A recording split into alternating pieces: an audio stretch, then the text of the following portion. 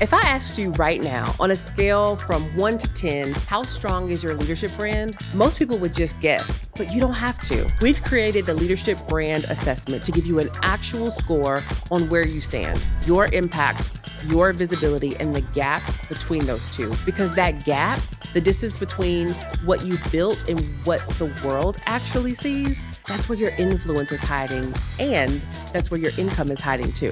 That's where your next opportunity is waiting. And it only takes 3 minutes. It's absolutely free, and it'll tell you exactly where to focus next. So take the assessment now at scoremyleadershipbrand.com. Leaders go quiet without knowing what's going on during disruption because they don't have all the answers.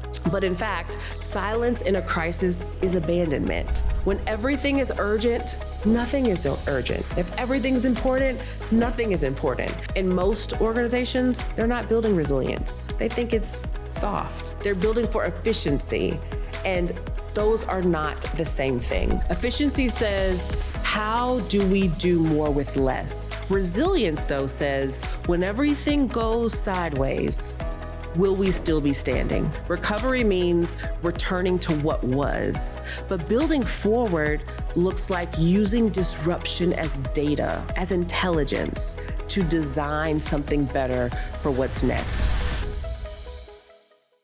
Welcome to the Let's Thrive Together podcast, where we are sharing real stories of real leaders thriving not only in their career in business, but also in your life. I'm your host, Brittany N, keynote speaker, author of Thrive Through It, and the CEO of Career Thrivers, where we work with executives and organizations to build bold leaders and resilient teams. A few weeks ago, I wrote an article. Wasn't planning on it. I wrote it sitting in the middle of a power outage in Nashville, Tennessee. It was freezing, the lights were out, and I was watching my city, my hometown of Nashville, Tennessee, where I was born and raised, buckling under the weight of an ice storm that knocked out power for over 200,000 people. Now, NES, Nashville Electric Service, under normal conditions would manage a 10,000 customer outage for something urgent. This storm created a 20x increase in demand overnight. Think a 19,000% surge. And officials called it the most severe outage that they had ever experienced. And what I kept hearing from people around me, what I kept seeing online was frustration, anger, people wanting to know, why is this happening? Why aren't the lights back on? Who's to blame? When is the power coming back? And those were all valid questions, but I believe there were deeper questions that weren't being asked, or at least questions that I expected leaders to be raising. So I wrote this piece. I published it on LinkedIn. I pitched it to the Tennessean the next day, and it went viral.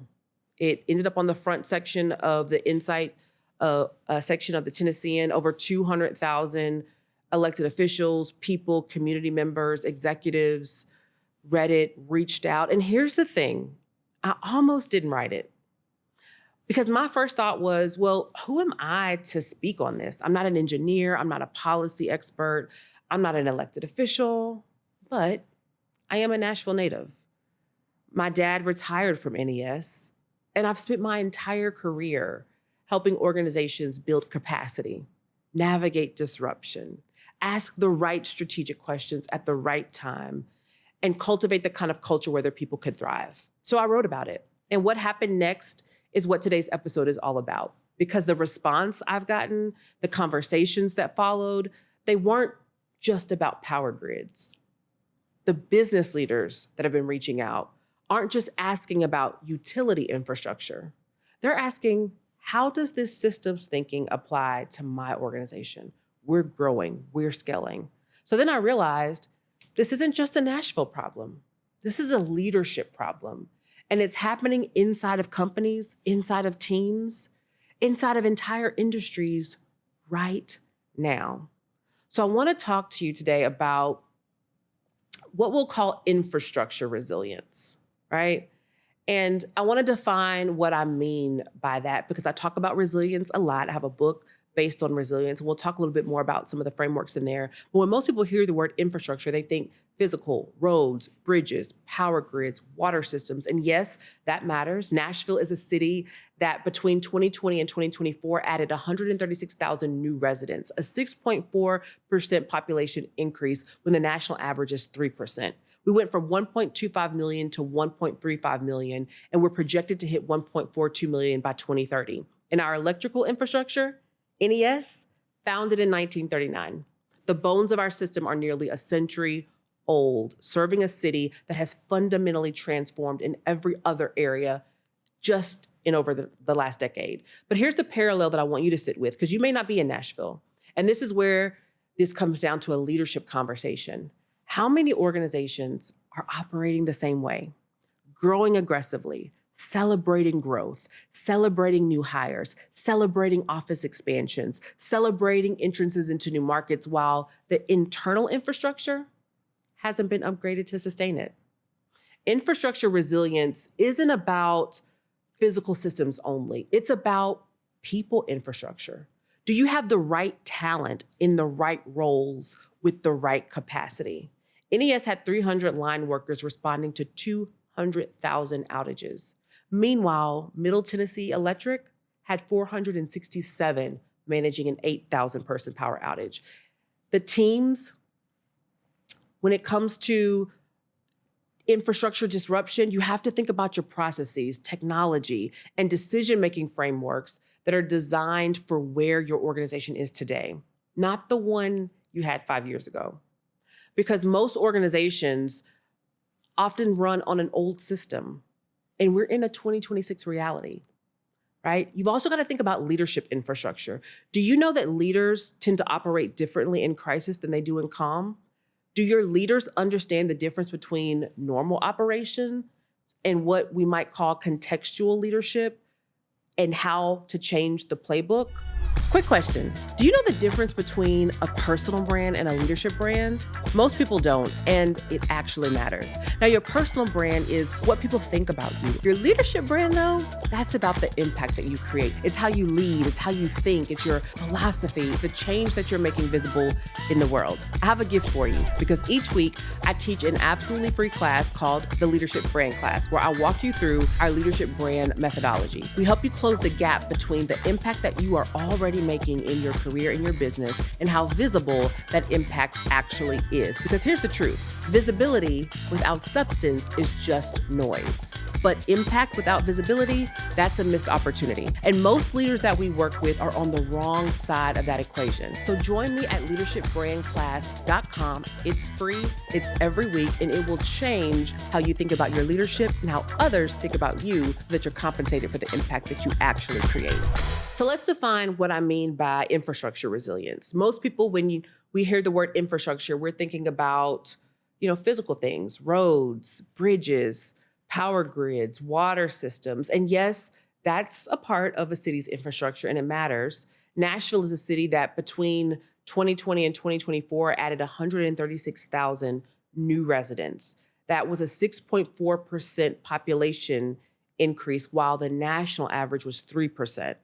We went from 1.25 million people to 1.35 million, with a projected increase to hit 1.42 million by 2030. This town is growing, but our electrical infrastructure, NES was founded in 1939. So the bones of our power system are nearly a century old, serving a city that has fundamentally changed just in the last 10 years alone. But here's what that means for you, because you may not be sitting in Nashville. Here's the parallel that I want you to sit with, because this is where leadership comes into play. How many organizations are operating the exact same way? You're growing aggressively. You're celebrating growth. You're celebrating new hires, new offices, expansions into new markets. Meanwhile, the internal infrastructure hasn't been upgraded to sustain it.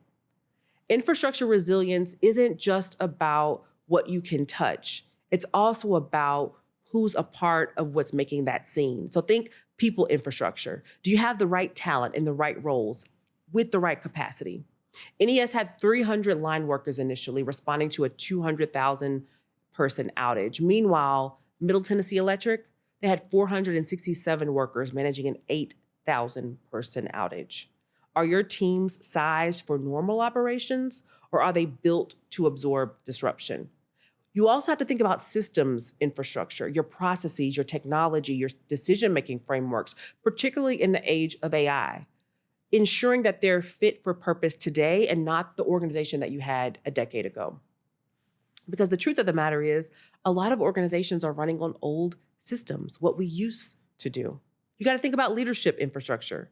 Do your leaders know how to operate differently in crisis than they do in calm? Do they understand the difference between this is normal operations and this is urgent operations, or what we might call contextual leadership, knowing when the playbook changes? Then you have your cultural infrastructure. This is where psychological safety comes into play, to raise the alarm before disruption hits. Or do you have a culture that rewards efficiency to the point where no one says we're not ready until it's too late? This is what I mean by infrastructure resilience. This internal capacity of an organization or a city or even a leader to absorb shock, adapt in real time, and sustain through that disruption without breaking. In most organizations, they're not building resilience. They think it's soft, right? They're building for efficiency, and those are not the same thing.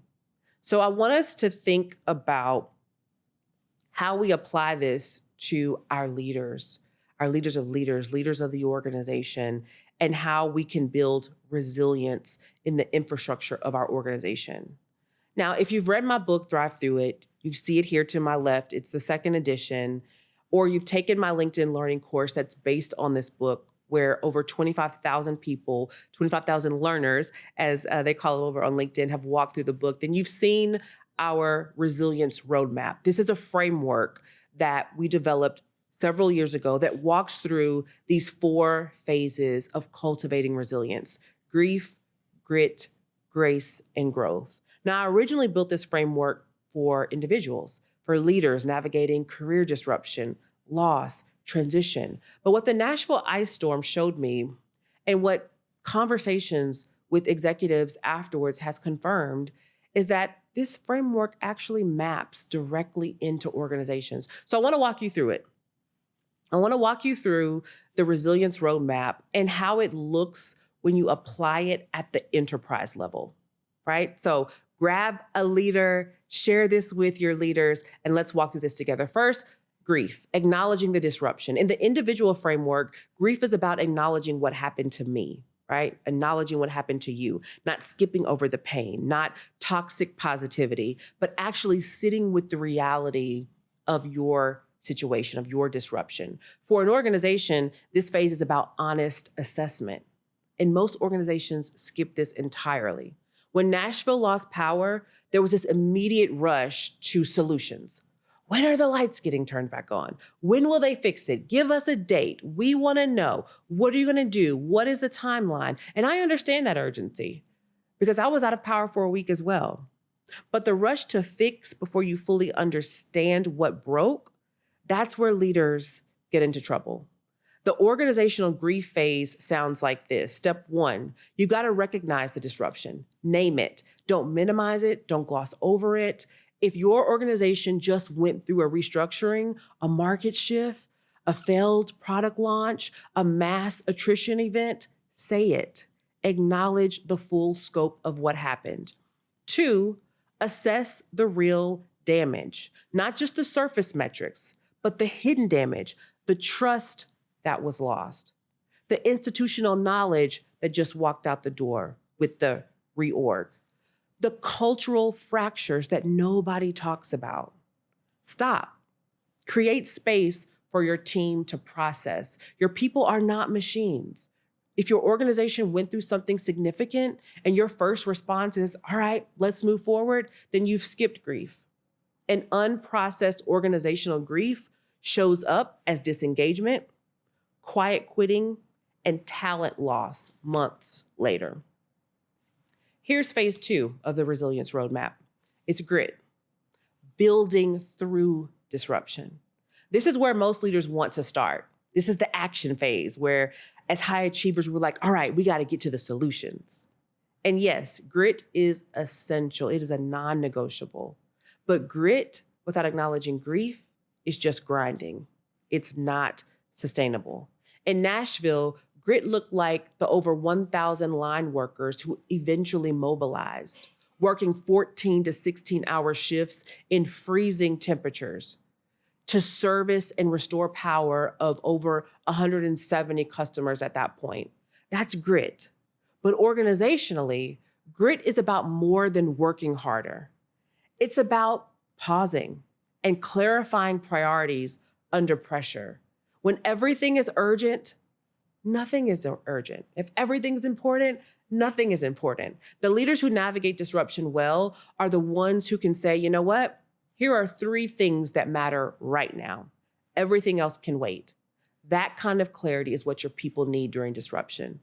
Mobilizing the right resources is critical. NES started with 300 workers and scaled to 1,000 or more, but it took days. The question for your organization is, can you surge capacity when you need to?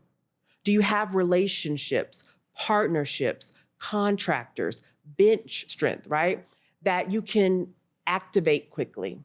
Or are you starting from scratch every single time something happens? And then you want to make sure as a leader, you're communicating with transparency. One of the biggest issues during the Nashville crisis was communication. People didn't know what was happening, when to expect resolution, or what NES actually planned to do.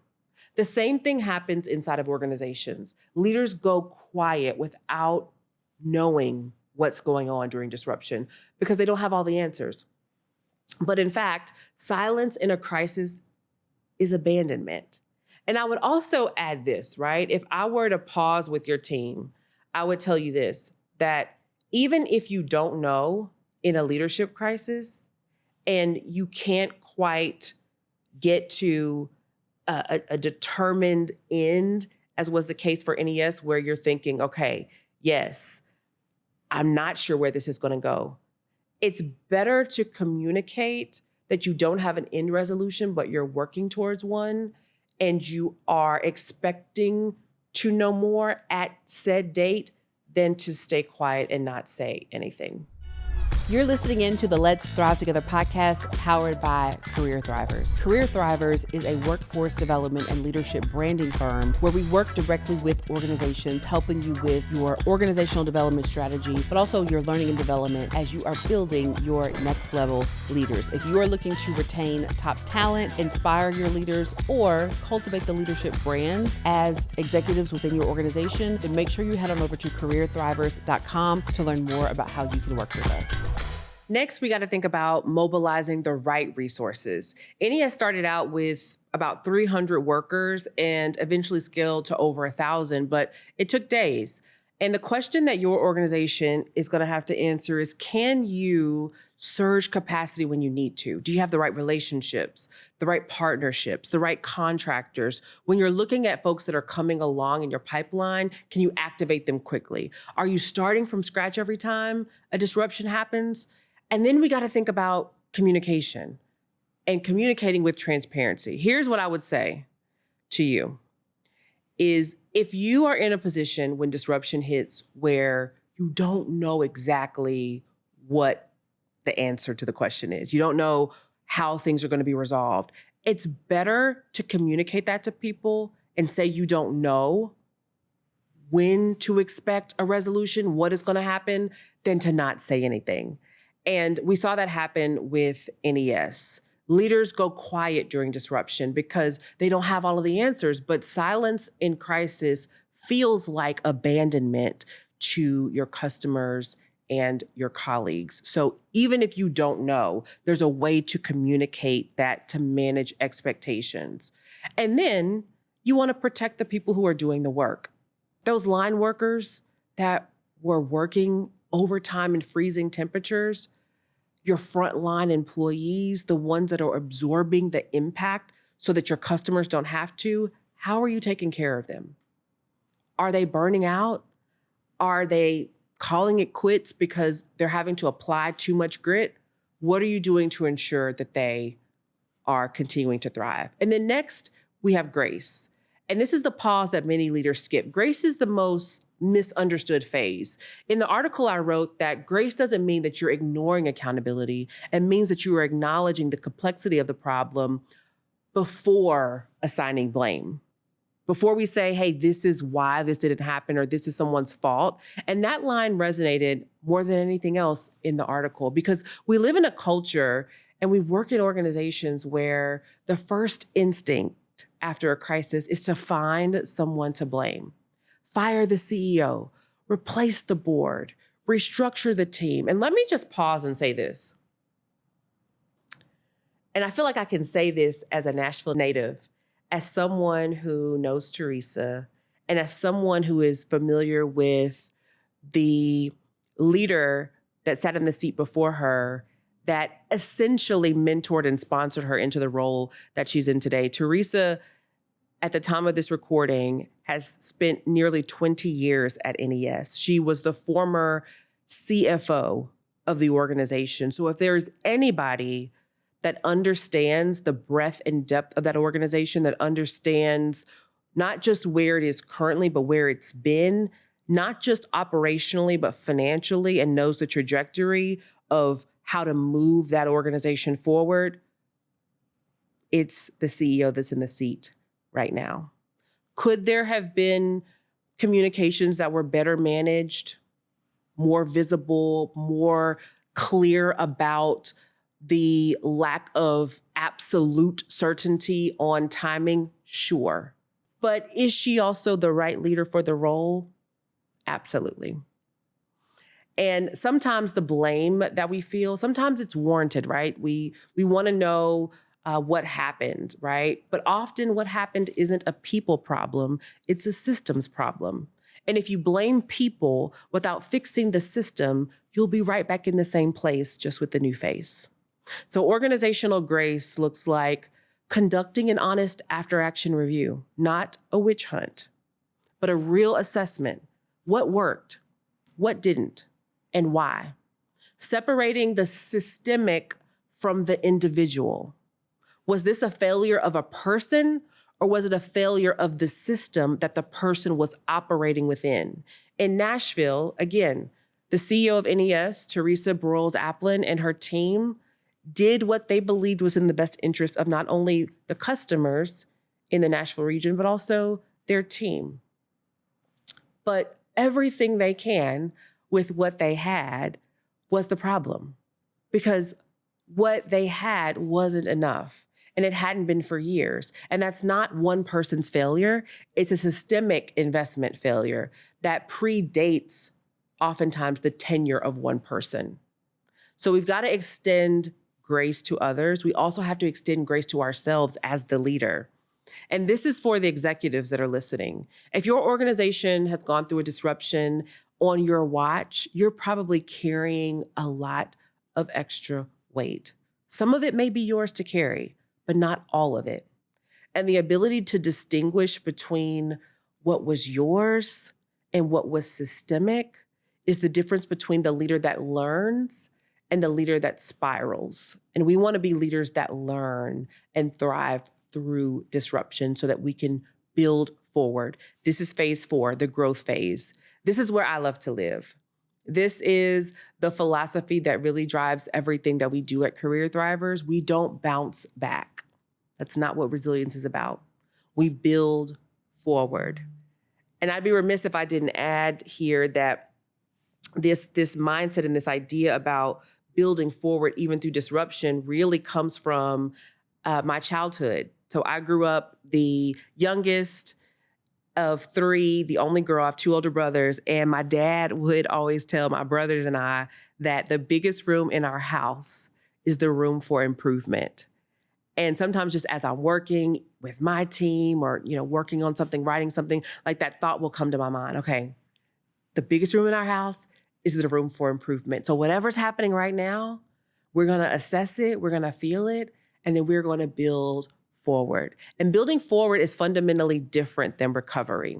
Recovery means returning to what was, but building forward looks like using disruption as data, as intelligence to design something better for what's next. So when we think about redesigning the system, we're not just designing a response. Nashville doesn't just need more line workers. Nashville needs a 10-year grid modernization plan. Nashville needs to ask whether or not a single utility is the right structure for this city that will grow into 1.4 million people. Maybe it is, right? But your organization doesn't just need a better crisis plan. It needs to ask whether its current structure, the people, the systems, the leadership, the culture is designed for the reality that it's operating in right now. So we have to invest in our capacity before we need it. That's the hardest thing about infrastructure, is that it's really invisible when it works, right? When it's working well, it's like, okay, we're moving, business is thriving. And nobody celebrates the grid that held. Nobody throws a parade for the leadership pipeline that had 3 ready now successors when the VP resigned suddenly. But the investment is the difference between an organization that absorbs a shock and one that crumbles. So we have to build this conversation into the culture. The reason why I wrote the article and the reason I'm recording this episode to talk more about it and to invite you into this conversation with me is because these conversations honestly aren't happening enough, right? We, in Nashville and maybe in your city too, we celebrate the cranes downtown and the development and the new Nashvillians that are moving here from other cities. But we often don't talk about our infrastructure and if we can sustain the city that we're becoming. And in organizations, we celebrate revenue growth. We celebrate headcount expansion. Sometimes we don't really talk about whether our systems, our people, our leaders can sustain the company that we're building. The final stop on this resilience roadmap is making this conversation permanent, not something that you have after a crisis, but something that you really have before it. So let's talk about what these conversations might sound like and how you can engage. So if I were sitting across from an executive this week, whether you are a C-suite leader, a VP, a division head, a founder, here are 3 conversations that I would want to have with you. Conversation number 1, are you building for efficiency or resilience? Because they're not the same. Efficiency says, how do we do more with less? Common question that we're asking, especially in the age of AI. Resilience, though, says, when everything goes sideways, will we still be standing? Most organizations right now are optimizing for efficiency, leaner teams, tighter budgets, just-in-time everything. And that works until it doesn't. Until you get a 20x spike in demand, until the market shifts overnight, until AI completely demolishes an entire industry, not just a business. The leaders who will thrive through this next era are the ones who are building redundancy, building their base, building their pipeline, building systems that they can flex, not just perform. Here's a second question that I would ask sitting across from you. What is your infrastructure debt? What is your infrastructure debt? In tech, they talk about technical debt, right? These shortcuts that you take now and then you pay for later. I think every organization has infrastructure debt. It's the leadership development that you deferred. It's the succession plan that you never built because we don't have time for that. It's the culture work that you said, you know what? We'll get to that next quarter. It's the systems upgrade that you keep pushing back to next year's budget. Infrastructure debt, it compounds. And it comes due at the worst possible time during disruption. So I would ask you, what have you been deferring in the business? What's the thing that you know your organization or your team needs, but hasn't invested in because it's not urgent yet? It's a nice to do. Because I promise you, by the time it's urgent, it's already too late. And here's the third conversation that I would have. Who in your organization has permission to say we're not ready? This might be the most important question ever, particularly in a culture that struggles with psychological safety. In Nashville, there were likely people who knew before the storm that the grid wasn't built for this, that the workforce wasn't sized for this kind of crisis, that the system had vulnerabilities. But when you have a monopoly, or let's say it this way, when you have a culture where people are not rewarded for honesty, when people are not rewarded for dissent, those voices get quieted.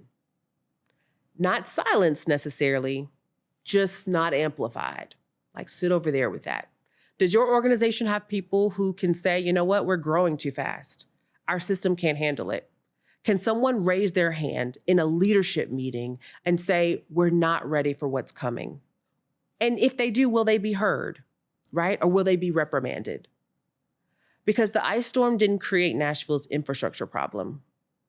It just revealed it. That's what crisis always does. It reveals what's already there. And the next disruption in your organization, it won't create your problem either.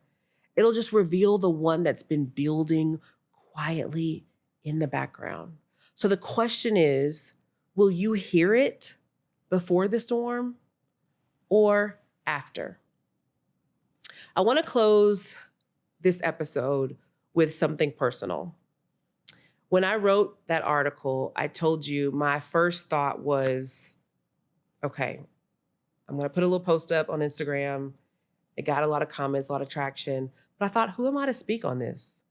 And I think a lot of leaders listening right now, watching right now, have that same voice in the back of your mind. You see something inside of your organization, your industry, in your community, in your business, and you have a perspective. Let this be your sign not to hesitate.